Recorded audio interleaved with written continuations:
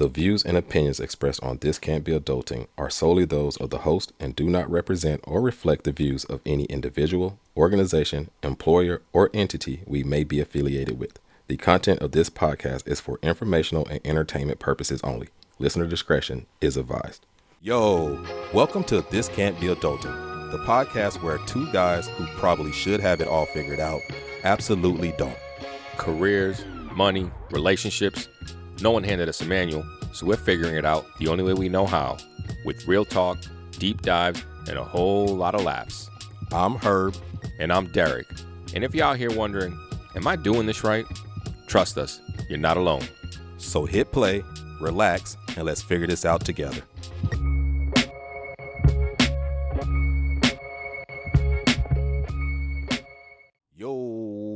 Yo, welcome back to This Can't Be Adulting. Derek, how's it going? Bro, it's been too long. I feel like it's been like a month. Yeah. Has it been a month? No. Nah, it's almost been a month. It's been 3 weeks. It's been 3 weeks. Yeah, but from when this episode, before the previous episode, yeah, it'll be. It's been a while. It's been a while. Yeah. Okay. Yeah. Been a hiatus. And it's a special month, right? What's up? For you? It was a special month. Wait, I guess we haven't My talked. days are. I'm still in October. Oh, it's November, dog. I know. We're a week into November, bro. I don't know what's going on, bro. I feel like just every day I'm a month behind on the year. I feel like. That's what happens when you turn 40, bro. That's what happens when you turn 40. It's so funny you said it. All the flashback I got in my head right now is that I've been taking a whole lot of tests, trying to do my checkups and things from 40, and that's all that flash between my eyes. Like, you've been going to the doctor now to get tested now that you're 40? Yeah, man, bro. You good? Everything working? I'm trying to live for another 40. I hope you live more than that, bro. Well, I don't want you going at 80. Anything after 80, I've always said that's a plus. Now, I want to go a little bit longer. I know I get to like 79. I'll be like, yo, I'm still feeling young. I still got it. I'm still doing this podcast. Yo, welcome back to This Can't Be. At 80 years old, bro. Can you imagine? Go down this We bitch. need y'all to subscribe and like if that's going to happen. Shit. Right. Yeah. Me up, Scotty. So yeah, bro.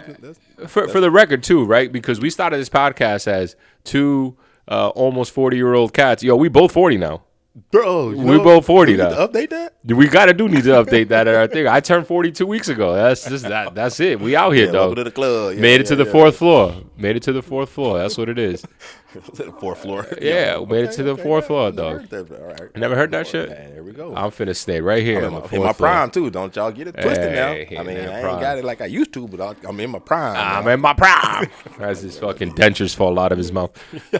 Shit, dog. But yo, welcome back. Welcome back. If you're a first-time listener or viewer, welcome. Thank you for joining us. Don't forget to go listen to the previous 20 episodes. Yeah, catch up. You know what I'm saying? If you've been here for a minute, thank you. Appreciate you. Thank you.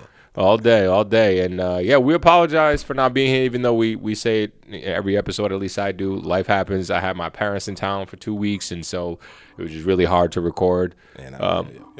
You were traveling for work. There we go. You were traveling for work, so we're really, like I said, we're really going to bang out 25 episodes for this season. This is episode number 21. Yep. So we got 5 episodes to do. There's still going to be another hiatus because I'll be traveling to visit my parents in Colombia for Thanksgiving. But I think we'll be able to get 25 by the end of the year. Yeah. I think we should be able to. Yes. We got 2 months left. Even if it's just me or him on the couch or Choco. That's not happening. It's going to be both of us chill. we have not discussed this. No, I'm just throwing it out there. Just like, wait, what? But as we were discussing earlier, we've gotten 20 episodes. We have another 25 by the end of the year. We getting some tape out there. So if anybody, looking to pick this up. Yo, Apple, Spotify. Spotify. I heard you giving out millions to people. You don't fuck with Barstool, do you? Nah. We ain't even throwing it out. I knew it, but I know it's from your area. Fuck that motherfucker. I knew it. Fuck David Portnoy. I knew it. He's such a piece of shit, dog. I knew this was going to He's such a piece of shit.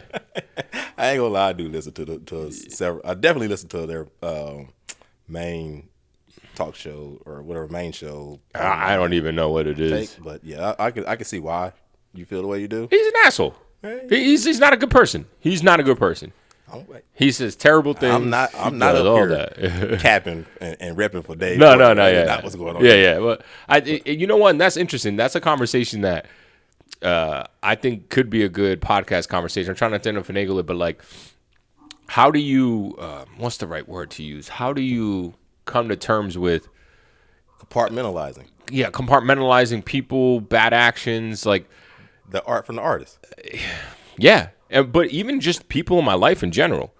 Like, I see. Yeah. That's just like that. That's one of the hardest things for me because I've been very notorious. Not notorious. Let me not say that's terrible. But like, I have gotten into a lot of battles in my own head because on the one hand, I don't want to dismiss people over mistakes they've made in their lives per se. Right? No, we don't want to do that. Like, right. And I feel like some parts of our culture tends to do that. Yeah. Although. Politically, the right will say that that's cancel culture, and I don't necessarily think that's the truth, but I think people just need to be held accountable at the end of the day. But on the one hand, too, I also think it's like, for me, where's the line of how egregious your behavior or your words are? Like, there's a point where I'm just like, nah, you know what? Like, what you said, if you want to say it's a mistake and, like, you truly do say sorry for it, cool. But like, for example, we're talking about Portnoy. Like, that motherfucker never apologizes. He doesn't give a shit. He says some disgusting shit, bro. So for him, I'm like, fuck you, bro. Very unapologetic. Yeah, like, I'm not. And we live in a world where it's like that's okay. And there's still people that accept that. It's funny because I have this conversation with my therapist all the time. Because I'm like, yo, I'd be fucking angry, like, so much. She was like, yo, you can't control people. I was like, that's fair. I can't control people. I said, but I also think that we live in a world where people stay quiet too much and you enable people. Their whole life, nobody said anything. Nobody's checked anybody. Yeah. And so they think that who they are, how they are is okay. Because people want to tell you, oh, but you can't control them, let them be. No, I'm not going to, fuck you. Or do you think that people say that or stay silent not because they're afraid to speak up or, they don't want to be controversial, or is it because that typically they disagree with what's being said? I think it's both. I think it's both. I think it's two camps. Yeah. I think it's they're like, hey, you know what, I'm okay with it, or they just don't find it that egregious. I would say that's what it is. It's not that they necessarily agree fully with the statement or agree with what this person is, but they just that they don't find it to be that offensive. Yeah, it doesn't bother them much. I mean, you even think about like the New York mayoral race that just happened right now. Shout outs Zohran Mamdani, fucking crushing it, dog. got everybody in the world going crazy except for the people that voted for him. But like, you take Andrew Cuomo, like the disgraced fucking governor, ex-governor of New York, who has been accused of some pretty dirty shit, really egregious shit. And I'm sitting there and I'm like, the audacity and the entitlement of this dude to be like, not only did I get accused by 11 different women of touching them and inappropriate things, I also am responsible for killing a bunch of old people in an old folks home during COVID because I told them to go back in there. And it's like, you have the entitlement and you're running for mayor, and there's still people that are like, yeah, I'm going to ride with this dude. Yeah, I'm going to work for you, Cuomo. You got women, men still willing to work for this motherfucker. And that's a small example. That's not even like, I mean, it's a bad example, but it's the same thing for Trump, same people, but to your point, it's like there's people, you'll always find people that'll back you no matter what. I think that part of what I would like to say is that kind of goes into our episode today where we're specifically speaking about crime, is that perception and reality. Perception and reality. Perception and reality, I think, plays a huge part in that, as well as like our topic today. Look at this guy, the Segway King over here, bro. Again, we put out tape. We putting tape out there. We out here, dog. Check out our resume, right, fam? Look at our LinkedIn. Oh, we should get a LinkedIn. We'll talk about that for next season. We're gonna be on all the socials, dog. There we go. We're gonna be on all the socials. But yeah, I think that crime, like one of the things that we suffer from with crime, and even more nowadays, is again the perception and the reality. Yeah, and I think that's what is one of the major issues with America, is that this whole propaganda that we have from these, from, I would say, I guess, news media, but I'm not even speaking just like the specific, like the big news media. I'm just speaking overall how the content that's available to us is just so. Media culture in general. Yes. Media culture in general. Or decipher what's hard to decipher what's real and what's fake. We're going to double tap into that today for sure. But, for me, the reason why, Herb and I always mulling back and forth, like, what can we talk about today? What can these episodes, what can the episode main topic be about on a certain day? And we always want to make sure to be able to talk about a topic that we can tie it back to the theme of our podcast of, all right, this is the topic. this is what we learned about said topic and how we were led to believe about said topic when we were younger. Yep. This is how we feel about it today, and this is how we deal with it today. So we're going to go through that whole timeline, let's say, and that whole kind of experience that we both had, like, naturally. But I think in general, the reason, you know, because the crime was one that I wanted to do. We talked a little bit about the Second Amendment a couple of episodes about, right, the guns and all that stuff. I thought crime was a very specific one because, to your point, the media, the media culture, the media sphere tells us so much about what crime is in such a certain way. And there's certain talking heads that blame and say certain groups of people, certain sides are more guilty of crimes. I'm thinking about the gruesome assassination of Charlie Kirk and how that was portrayed as, you know, a left-wing psychos that just are always violent with crime. So it was fresh in my mind. So I figured, you know what, let's just do this episode on crime and let's talk about it. So as always, we're going to take it back, way back into time. Hey. So when we were kids. Oh, yeah. And really thinking about this shit, man, I was like, man, I was really taught something. Let me not say something there. I have such a much clearer picture of what crime really is today. But when we were kids, it was a completely different thing. And it was kind of taught to us a little bit differently. Would you agree? I would say, I don't even know about taught. I guess they different. I guess what I'm thinking of, the difference between crime as I know it today and crime as it was that I knew it growing up is the difference of, again, perception and reality, where perception would lead you to believe that crime is worse today than it was when we grew up back in the 90s, where reality is that the 90s crime was we were coming to our all-time highs when it comes as far as crime within America compared to today, where we're at, you know, some of our all-time lows when you think about crime.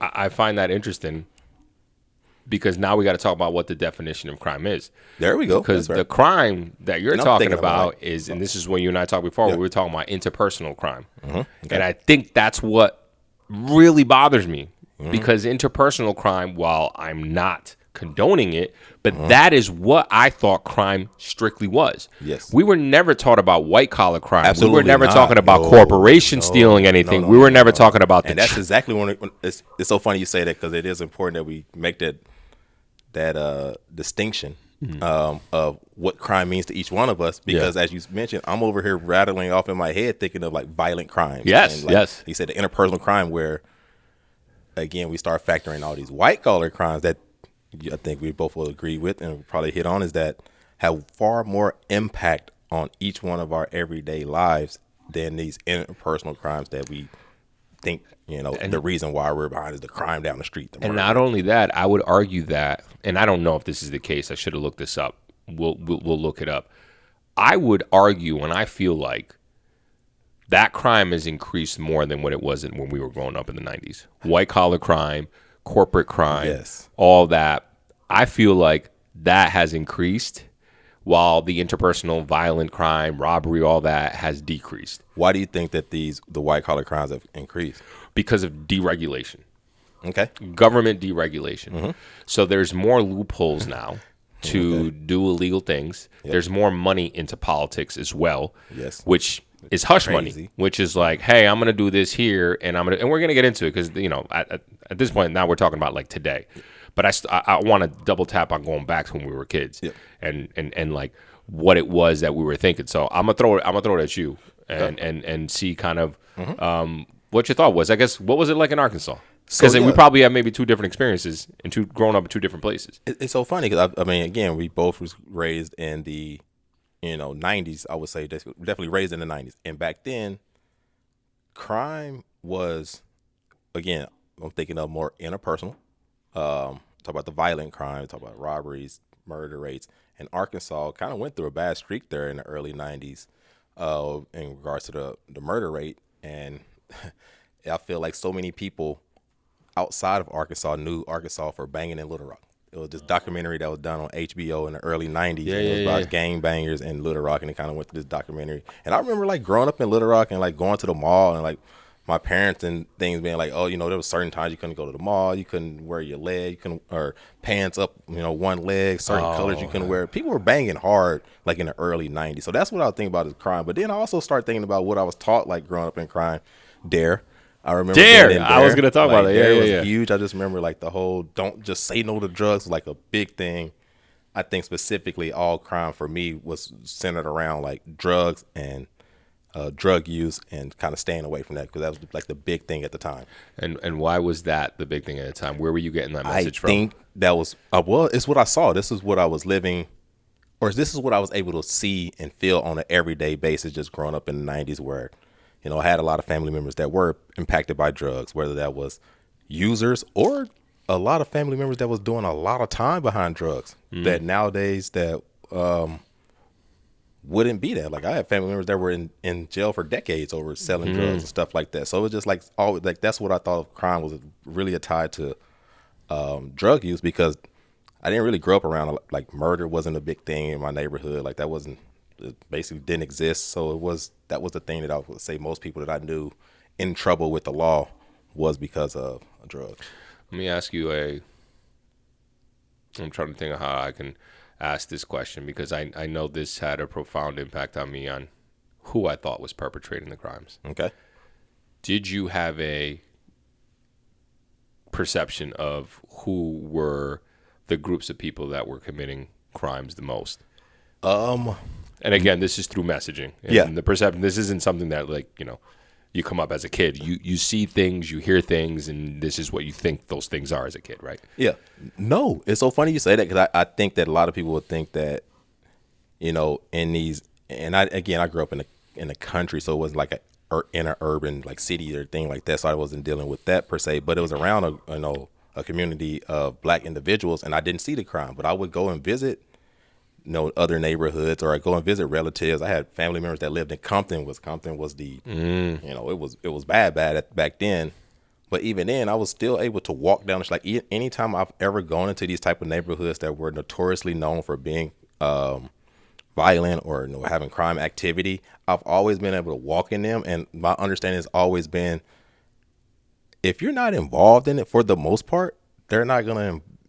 You don't have anything to worry about. It doesn't work like that. Like nobody's just randomly like messing with people. So I think that for me, what I was seeing wasn't necessarily the same messaging that you would see on TV, like these inner city, in these inner city places where crime really is high. I was seeing it a lot, like the criminals or the people that was like around me, like it was a lot of like rednecks, like they were selling meth or doing like crazy stuff, like doing, they were having the crimes that we weren't even having in our community. Like they were having like random murders here and there, and it was just like, that's interesting. So for you, when you were growing up, crime was interpersonal, absolutely violence, only, yeah, more so drugs, selling drugs, using drugs. Did you consider that as a crime? Yeah, because people were going to jail for that too. That's back when they were locking people up, whether you sold it or dealt it. Right. They were doing heavy sentences, either or. Well, and a lot of that was because of Joe Biden's crime bill in 1990. It was 3 strikes and you're out. I remember those like specific types of crime bills that come out. So you were saying that. Now, with that said, that's what it meant to you, but like you weren't actually seeing a lot of it within your community, personally, where you grew up, your neighborhood. Right. But when you did, or if you did see anything, it was what you thought was probably the rednecks, more or less. Yeah, that was more people that were committing more of the violent crimes. Now, the drug crimes I was seeing, I mean, I grew up around all that, but like the violent crimes that people were, I was seeing that more so on the other side of town. Yeah, I hear you, on the other side of town. But for the most part, even with that, I guess, what messaging did you receive from movies, TV shows? Well, yeah, of course, it was the black and news brown media. People. News media. That was the black and brown. You had, whether that was through TV shows, whether that was through movies, whether that was just direct political people that were just making statements back in the day of, just racist, outlandish facts. Like it was just the like I said, the media was portraying this same, black and brown has always been the problem. So and I don't know if you remember this as a kid, but did you ever believe that? Did it ever dawn on you that it was like they're right? Like, I don't feel that way about myself, and I've seen my family members, like even the ones that quote unquote were criminals were still nice guys. Yeah. So it wasn't like these people are violent and crazy. Like that wasn't the case. So I never feared that. Yeah. I got you. And then I wasn't around brown, so I just didn't even know. I was just I just didn't know. The first brown guy he ever met. Basically. With the exception You of a are couple. my first brown friend, bro. That's crazy. Yeah, now we got a podcast together. There we go. Oh, how life is crazy, dog. But yeah, that was definitely the I would say for me, like it was only, I wasn't really, I didn't have that same perception as most people. Yeah. That was being portrayed on, mainstream media and things like that. Yeah, and similar to you, like that was how I viewed crime when I was younger too, and it was through the media that constantly, if you watch the news, it was like, and so was robbed here, and blah blah blah blah, and you rarely heard anything about like the real crime that was impactful, like all that shit. So, I was scared to be a victim of violent crime, of a shootout. I was scared of quote unquote gangs, of all that shit. And I grew up in a very small, low income, impoverished city. Yes. And I was told, don't walk down this street. Don't be here. You might get robbed, all this shit. But like the reality is that like that never happened. It never actually happened. Yep. But I was told through news, through media, and to be honest with you, and as much as the reality is, this country makes everything about race. So a lot of our conversation is going to be race based. Even when, like I told you, when I was playing soccer, and we were the inner city kids playing, and we'd play against the white kids, and we'd talk to them, and you'd hear them be like, "Oh, you're from Central Falls? Like, oh my God, isn't it dangerous there?" Like, just like little comments like that, and it was like, as a kid, I didn't know any better, so I did believe that. Yeah. Like, I would believe those stories. You hear somebody ask you that so much, you're like, damn, maybe it is. Yeah, is it bad? Like, I remember being like, oh, you're like, after elementary school, I was going to middle school. I was going to a school called Calca. Shout out Calca Middle School. And they used to be like, oh, be careful. There's fights there every day. Everyone's fighting. And I'm like, so I was like scared going into school. Like, oh, like, you know what I mean? Like, as a little kid, it was these fucking dumb messages that we were receiving. And so, again, it's like, I want to be very clear about the fact that as a kid, I got taught that it was all interpersonal. It was about robbery. It was about killing, hurting, taking drugs. Mm-hmm. It was about all that. And I thought that equated to being bad people, right? And, and there was no knowledge, there was no wisdom about why this was all happening. Yes. There was no one teaching you that crime, at least this interpersonal level of crime, happens more or less with lower socioeconomic communities because they don't have the resources to have a better life than them. And that's never taught to you. And it's still not taught. And it's still not talked about. Mm-hmm. Nothing's changed from that perspective. Agreed. And I realized as I got older is that the powers that be want to keep people down. And so they want to point the finger at your neighbor. And we talked about this. It's the same thing. We talked about this with the gun safety, with the Second Amendment. Yeah. That's all it is. But I find it fascinating that that's all I thought for such a long time. And that's what I was taught. And it's crazy the influence that culture and society has. And even to an extent, my parents, they would say the same thing. They would say the same thing. Oh, be careful. Don't go over there. This person's going to do this, and that. Like, nobody, they weren't talking about, like, oh, these groceries are fucking huge because the fucking grocery stores are gouging us for money. Nope. Like, that's not what I'm talking about. They're not talking about that crime. You know what I'm saying? I mean, my mom's still saying, like, the times I've been to Colombia, she's like, oh, you're going to go to Colombia. Be careful. Right. Like, Mom, it ain't even like that.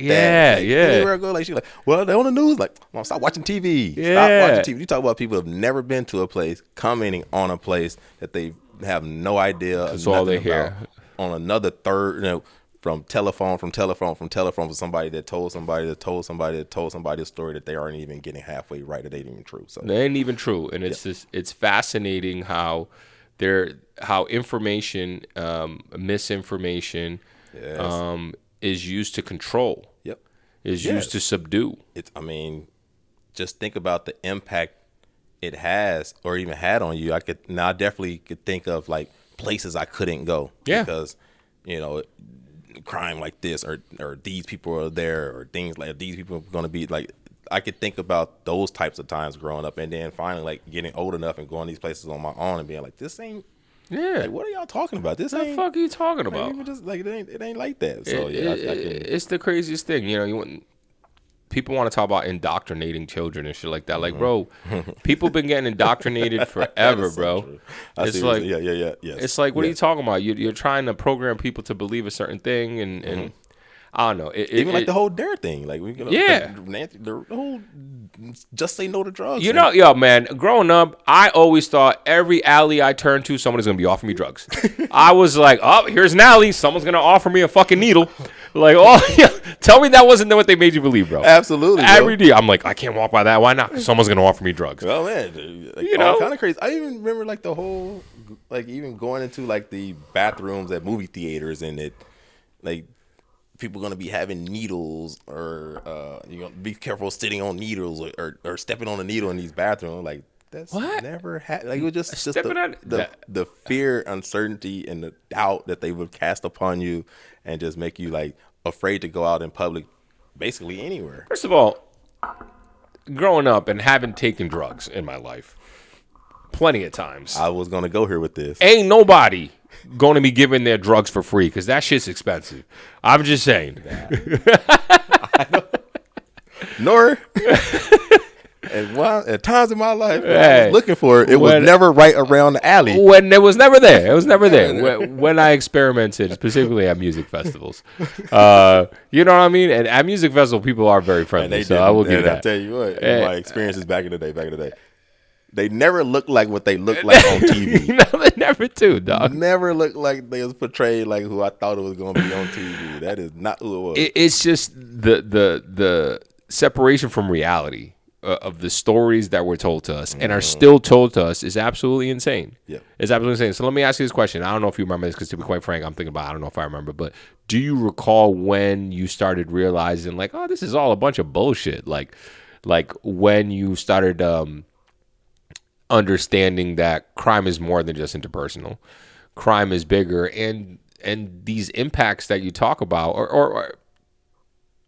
or the reasons why interpersonal crimes happen, are not for the reasons that they say they are. Because, for example, and I'll end with this: I was led to believe that interpersonal crime happens because people are fucking lazy and they want to be bad people. Like that was it. Mm-hmm. Like that was it. It was like, oh, they had choices and blah blah. And like to an extent, yes, everyone has choices, but it's like so much deeper than that. So absolutely. Do you know when you had a shift in mindset? I don't know if there was like a specific time or incidents, but I do recall being in like the 6th or 7th grade, and this was the first time that I can remember going out to California again, going out to visit my relatives in Compton, and you know, growing up at, you know, all through the 90s, you was thinking like Compton, and you say that to even like people in Arkansas, like, what, you going to Compton? Yeah. And then I remember just getting there, and first of all, you're in LA, so it's the weather was amazing. I was like, what the heck? Like, this isn't, I don't even see how it could be bad like this. But don't get me wrong, there's definitely some places. But, and I just remember like just being out and playing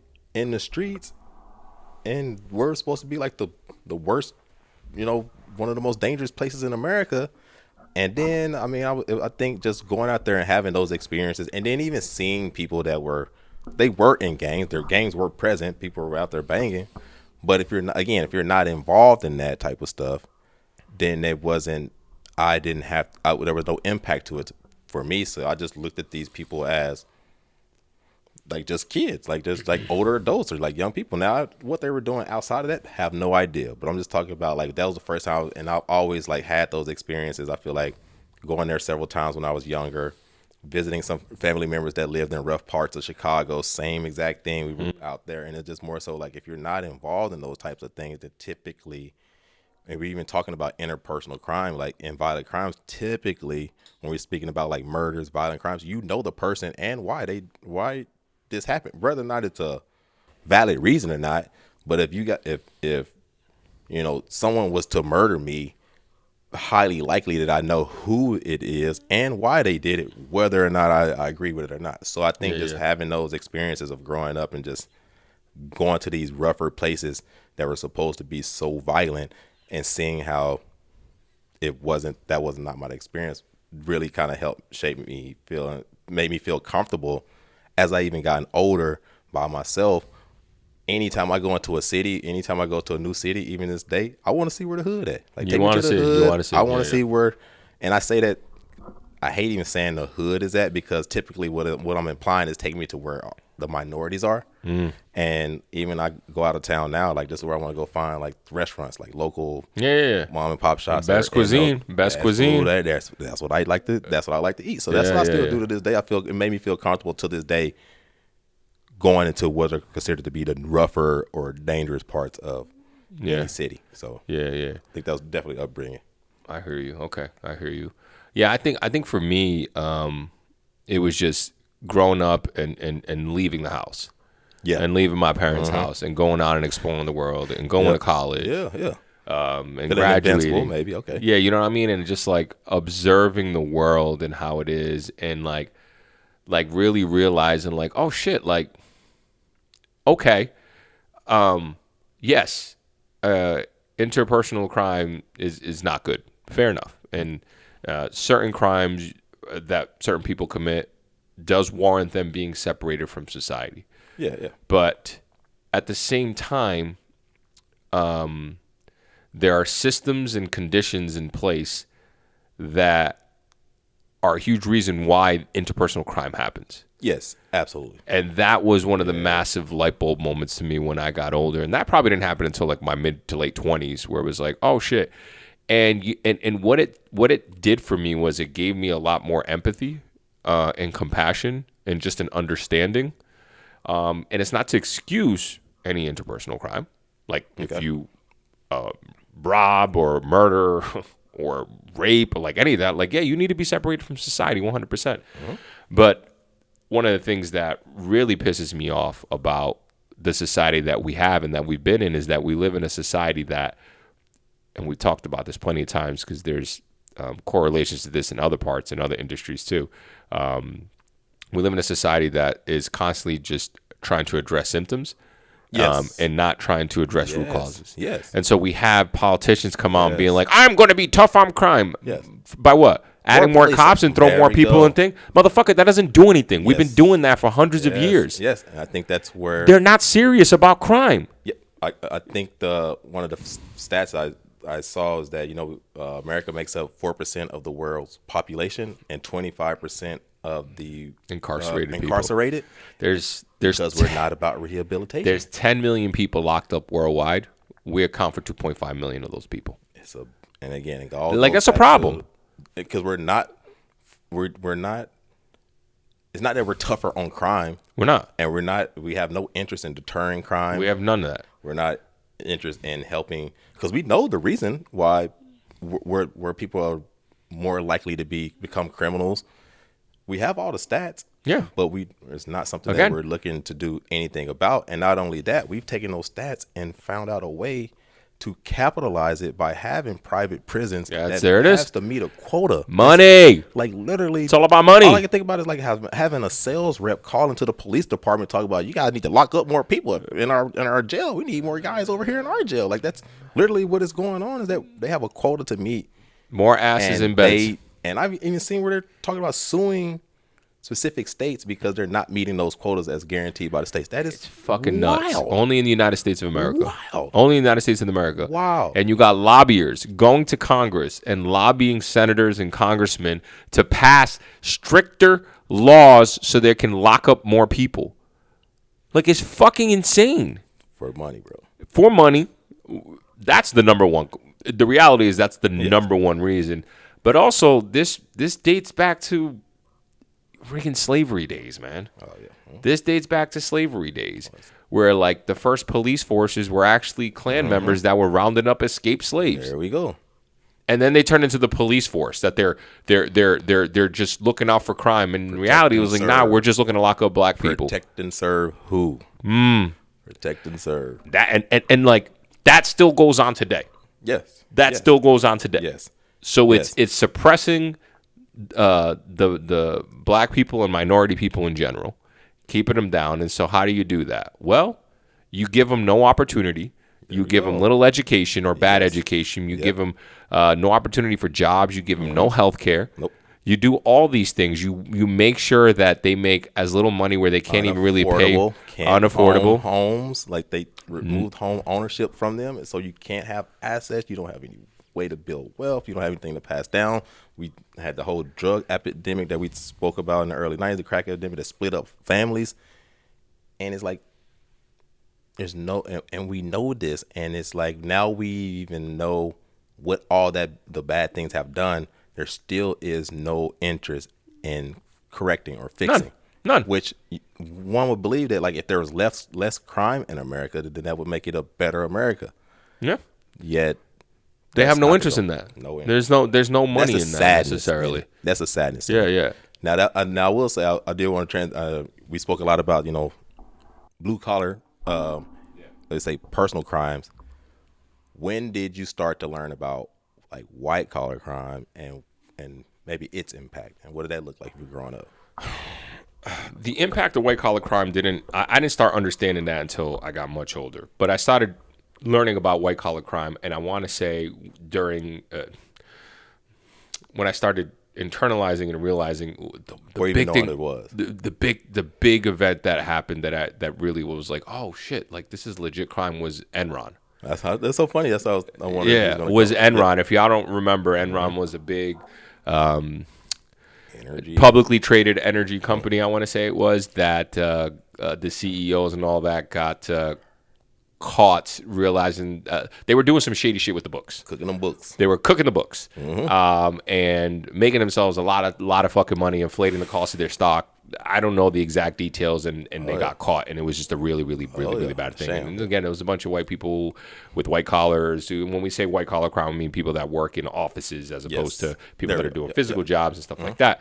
And so that was one of the things. Now, I didn't understand the impact of all of that until I got much older. Yeah. But that was definitely massive, because then you started remembering Bernie Madoff. And the Ponzi scheme, and then you started even remembering the housing crash, 2008. Yes. The market crash. All these shady motherfuckers were giving out subprime mortgage loans to people that shouldn't be getting those loans. Should not have been. And they were doing it just to stack up the number. And it was like, you start realizing, and then you start learning more stuff. Then I start learning about the climate crisis, and we start learning about the illegal dumping of chemicals in environments and lakes. People, American corporations, Western corporations setting up shop in third world countries and killing a whole village with their shit. Like, it's all these shit that's swept under the rug, but this shit really fucking happens. Yes.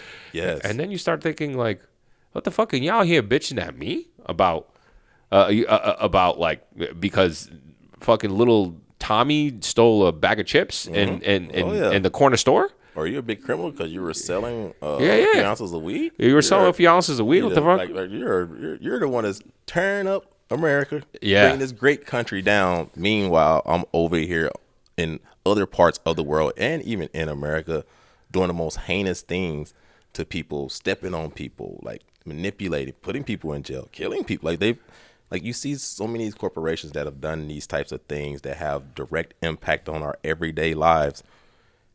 That horrible impacts that they get away with, and we're still worried about, again, our neighbor is the one that's committing these crimes, or the one that's taking down our neighborhood. It's just so funny, again, that propaganda that is put out there now compared to, and I think one of the bigger things, I guess, always goes back to platforms, technology. Even then, I would say, like, even for the personal crimes, that, like, back in the 90s, one of the things was that you didn't have cell phones, so you got all your your content from mainstream media, from watching the 10 o'clock news. And if every single night you turn on the TV and they're saying there's a murder here, this is a crime here, a burglary here, that leads you to believe, like, this is what's happening all over the place in that specific area. And it's like, it's not even it. It's not even it. Like, everything that's happening right now with this Trump regime, where he's like, Portland is crazy, Chicago's crazy, DC sending the National Guard. And it's like, bro, like, what are you talking about? When 8 out of the 10 highest crime rate fucking states are Republican states, and you're not sending anybody in there. And again, even that, and I think I've said this before, I don't even want to be friends with conservatives or people who vote for Republicans, but, like, I also don't think it's right that you're going to go send people into Republic. If you did, like, I would never advocate for that. And that is because the reality is the crime that happens in any state, anywhere, like we said before, is due to the conditions and the upbringings and the lack of opportunity, lack of education, lack of healthcare, lack of food, lack of opportunity to really build up wealth. Well, even when you think about when they're talking about like we're gonna give more police forces, more law enforcement, tougher on crime. They're not speaking on tougher on crime in your neighborhood. Yeah, and they're specific. They're talking about tougher on crime in your neighborhood. Yeah, not their own. Not their own. They don't need more police. Like you go to these affluent places, they don't need more police officers. They don't have police officers. Exactly. That's my point. And that is exactly where we're at. Like the whole thing is that why aren't we looking at why don't we need police officers in this area as opposed to we're just going to keep dumping police officers in this specific area, and we never looking at the areas that don't need policing and asking, well, why do we make these areas like that? How do we 100%? And it's the why. And again, it comes down to the areas that don't have police have good access to healthcare, have good access to healthy food, have good access to education, have good access to good jobs. That's all it is. And even if you think about it in your own personal life, like when's the last time you thought about, I need to put the ski mask on and go out here and rob me somebody? Right. Like I don't have to. You don't have to. I don't think that. I don't need the police. I don't need more police officers for me. Like, and it's no shocking that we're living and we have these opportunities and we live in nice, for the most part, nice lifestyles. You don't need policing if you have these types of opportunities that we've been blessed with. And if everybody has these type of opportunities, then again, that's going to drive down crime. But that's a real solution that, I don't know if they're not ready for that. Everybody's not interested in They're not interested in that because it doesn't, a lot of the people with power have to be in power. And in order for them to be in power, they feel that they need to have power over certain groups of people or in general. A certain amount of people in general. Yeah, absolutely. And in order to keep the peace, they tell one group to be scared about their group, so you're not looking at me, and you're not looking at me fucking you in the fucking ass. Absolutely, it's like the Sun Tzu's. Yeah. If I can, friend, the enemy of my enemy is my friend. So if I can keep just saying like, hey, these are our enemies over here, then like, I got a friend now. Like, see, and then I'm doing it both ways and just have you guys fighting with each other while I sit back over here and I'm like, oh yeah, layoffs, the FAA, yeah, we're not gonna be able to pay them. Yep. So you're gonna have to deal with delays at the airport. Yeah. What are we talking about here? The government shut down. We're not paying employees, so we're gonna have to just deal with that. And it's like, come on, guys. Yeah. What is going on here? They don't care, and I think that's the thing. As I've gotten older, whether it's crime, whether it's just opportunities, whether it's politics, they don't care. They don't. They actually do not care about us, and somehow they've tricked us to think that they do, and that we are against each other. And that's what I keep trying to tell you. Like, I'm not against you. I'm not your enemy. 100%. Like, please look at this. But then, like, well, what about so and so? Like, what about that person? Like, yep. We're talking about where we're in right now. So I think the white crimes, as we circle back, those you definitely hit on some of the major ones that I think about. But I always just as I've gotten older, just think about how many people were fucked over by the Bernie Madoff Ponzi scheme and other Ponzi schemes that have gone on out there. We just saw our president pardon the crypto guy that was blatantly guilty of what he was charged with and of scamming everybody. And it's like people lost their retirement. Like you can't even being robbed like that. Like that is robbery. That's robbery. That is robbery to take these people's life savings. But because it wasn't somebody with a ski mask breaking into a house and breaking into a safe, people don't view it the same way. Nope. And it's fucking insane. Like, we'll talk about Luigi Mangione. Yep. And the killing of the United Healthcare. Yep. And everyone's like, oh my God, I don't come to it. I was like, look, I would never do that. That's just not something. I'm not a violent person like that. Yep.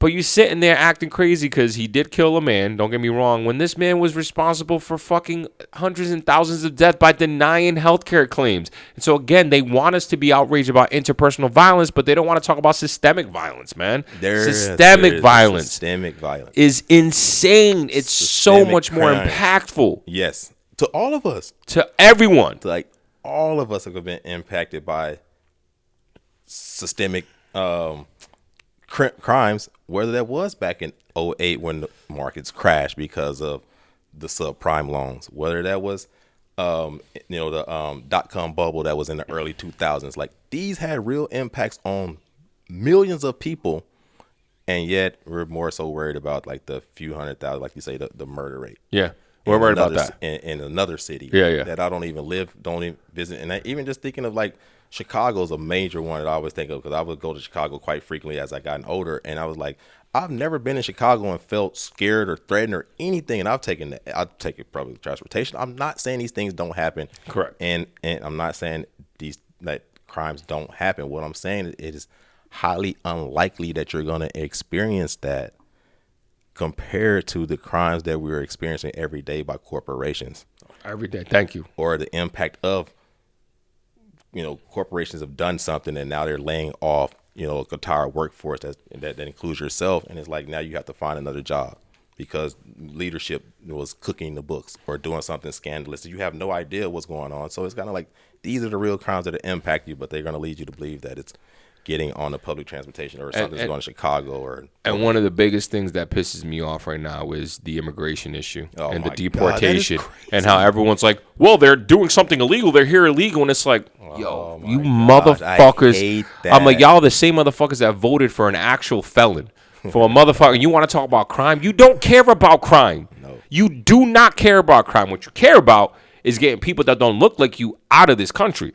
That's what you care about. It has no impact on you. And no impact on you. No. You're talking about calling these people that criminals, let's call it, okay? And they're like, well, what about the violent criminals? Yo, there's not even that many violent criminals. And I got a stat that I'm going to give you at the end about violent criminals that are immigrants, and it's shocking if you want to be real about this shit. It's shocking. It makes total sense if you just logically think about that. Correct. Like, who would take everything it is, risk it to come over here to make something of themselves to become a criminal? Like, what logical sense would that make? Let's go into it right now. I'll just go into it right now, this actual statistic here.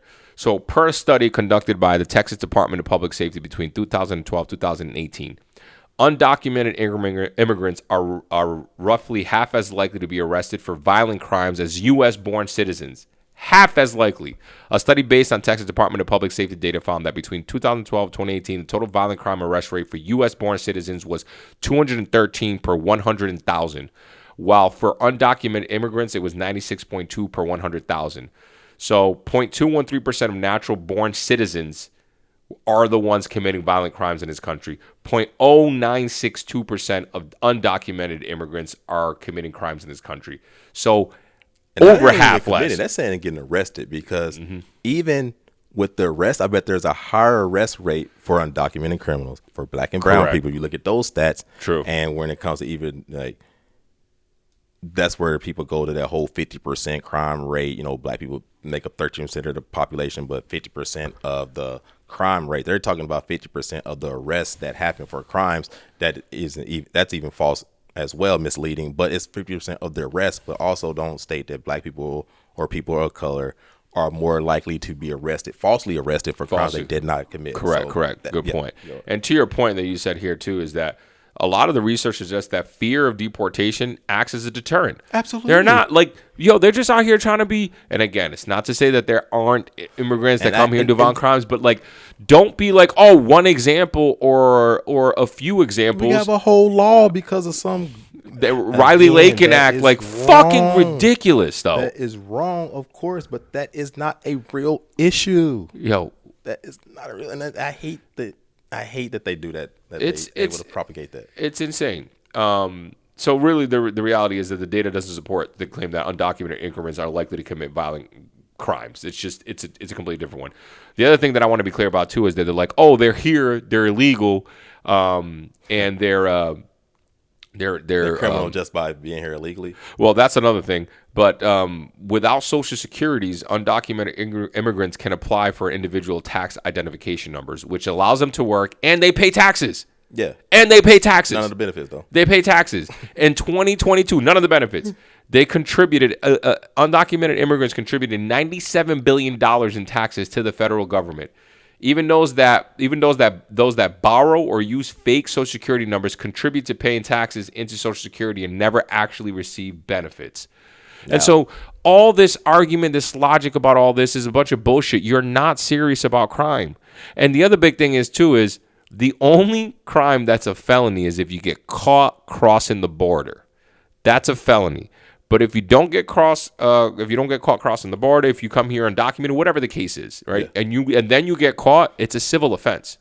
It's a civil offense. It's a misdemeanor. So what Trump is doing right now is a crime. Is just deporting people. Are you surprised? Just for being undocumented? It's not that I'm surprised, but people are like they're so.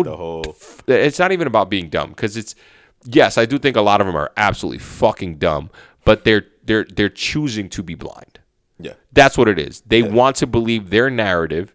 Yes. And that's it. And they want to believe that all these immigrants that are here are absolutely bad people and they're here to rape and steal and pillage. And it's like, man, I know so many of these people because I grew up with these people and because my parents were these people. Yeah, they're just out here trying to work. They're trying to work and make a living for themselves. That's it. That's it. Like which is what most people, not even just Americans, but most people in this country are literally just trying to work and make the best of it. And the better that we have more affordable opportunities, the better that we have, affordable rent, groceries, these everyday core items everyday core aspects of our lives that we have to deal with, the less crime there will be, the better off people are going to be. And if we invest in that, then we truly would see a better America.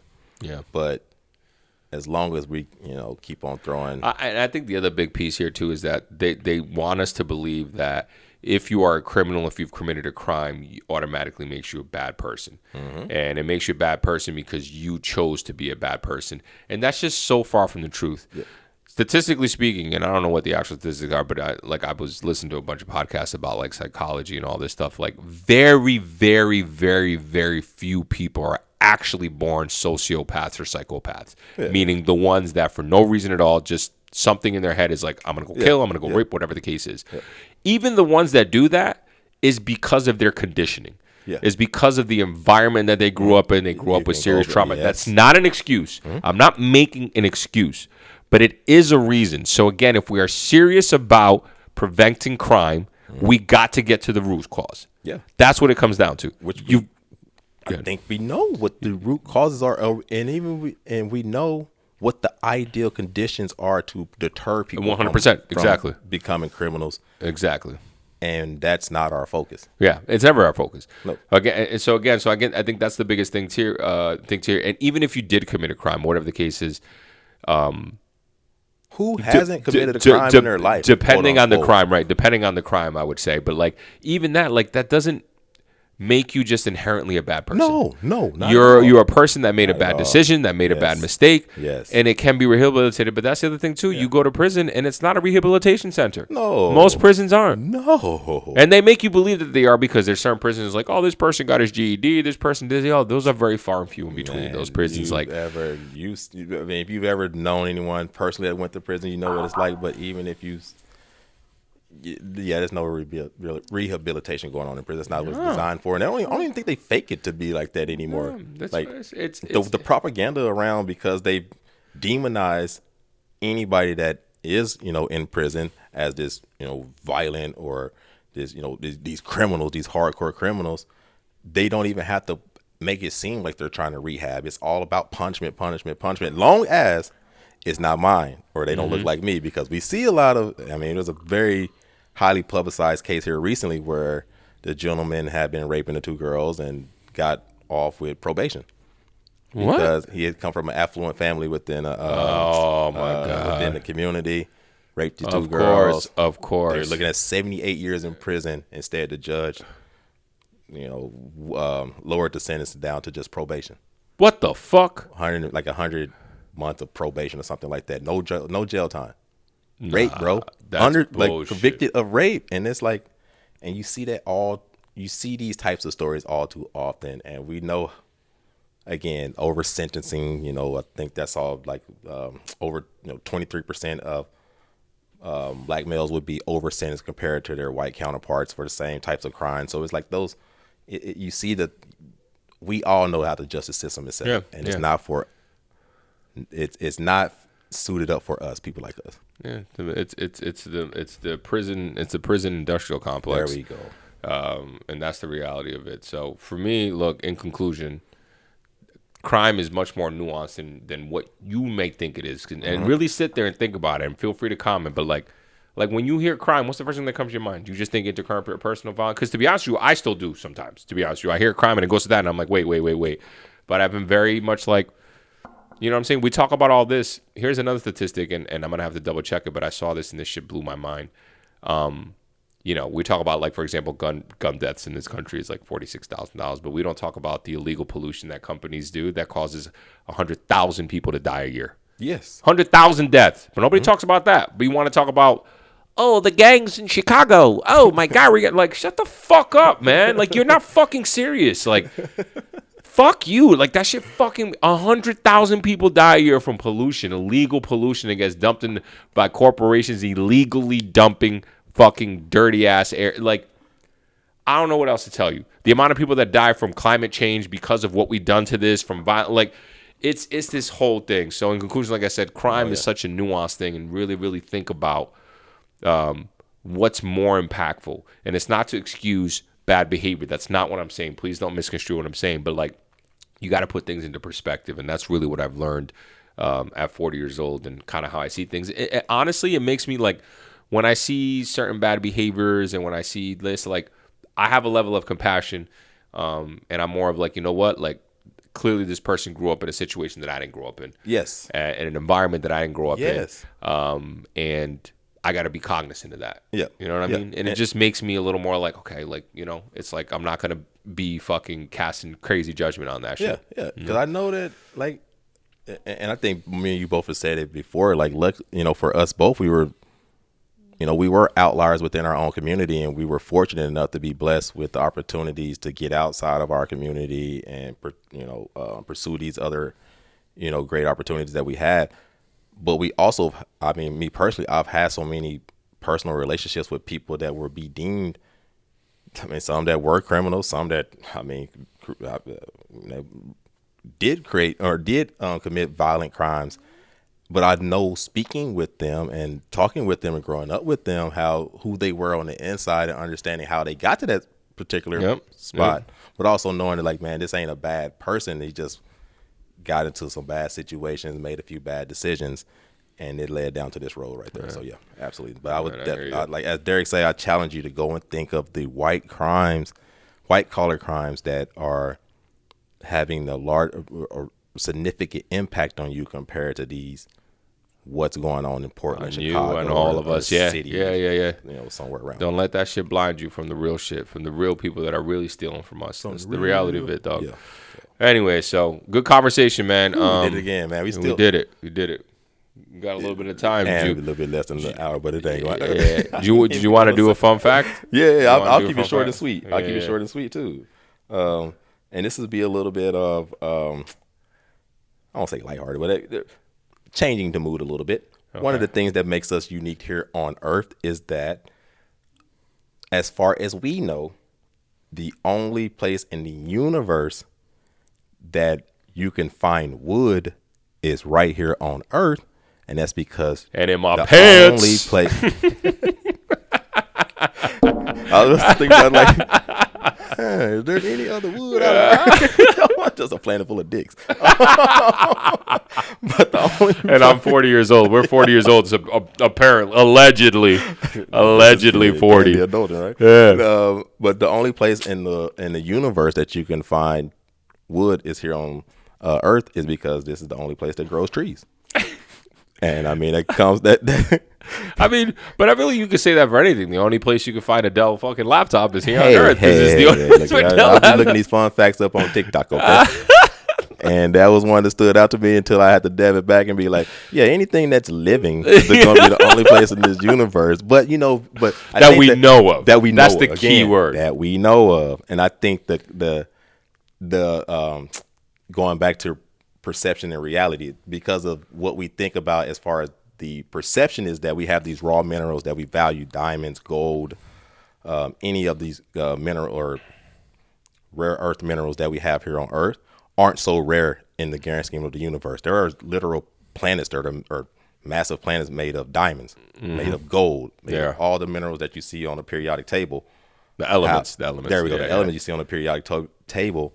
However, when it comes to growing mechanisms such as trees, it's only here in the universe. Such as my wood or Derek's pants. There you go. He said growing. I just had to say it.